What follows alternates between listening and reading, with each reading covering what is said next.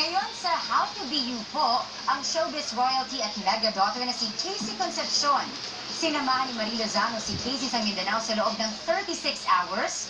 Gusto kasi ipakita ni Casey ang isang bagay na malapit sa puso niya. Where are we going now? Cotabato.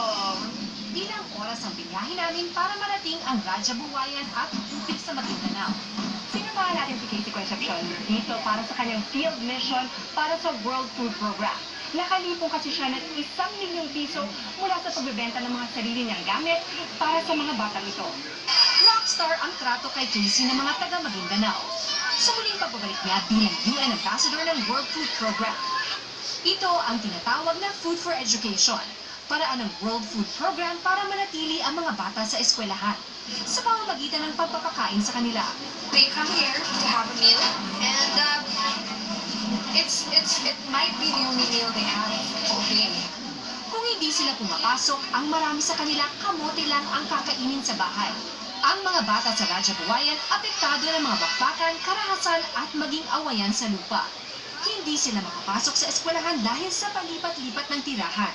At ang iba naman hindi makaalis ng bahay dahil sa gulo at marahas na sitwasyon sa kanilang lugar. Pero si Casey isinama pa ang barkada para ipakitang walang dapat ikatakot sa Maguindanao. Hindi mo mararamdaman at all yung takot na common na naiisip ng mga Pinoy na pag pinapakita yung Mindanao sa TV, parang it's so scary. Never ko yung na-feel dahil ang babait ng mga tao talaga. Sana'y isang buhay. Ang 9 na taong gulang na batang si Dina naiyak ng kumanta ng Sana sa mensahe ng pagmamahal sa gitna ng gulo.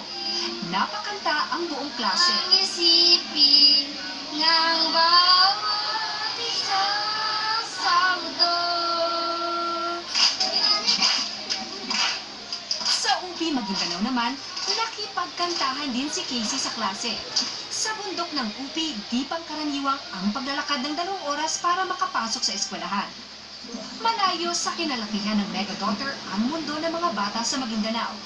Kung titingnan ang buhay sa social media, makislap ang imahe ni Casey. Mamahalin ang gamit at malimit ang biyahe sa iba't ibang bansa.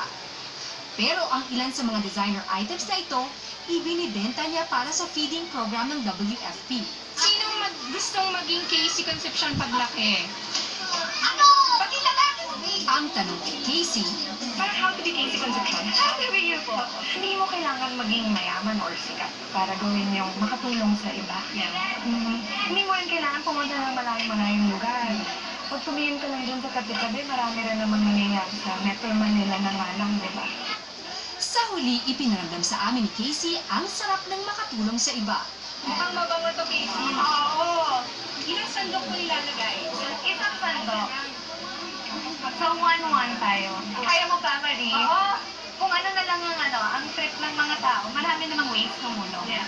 Yung way ko is, pumunta talaga kung nasa. Yeah.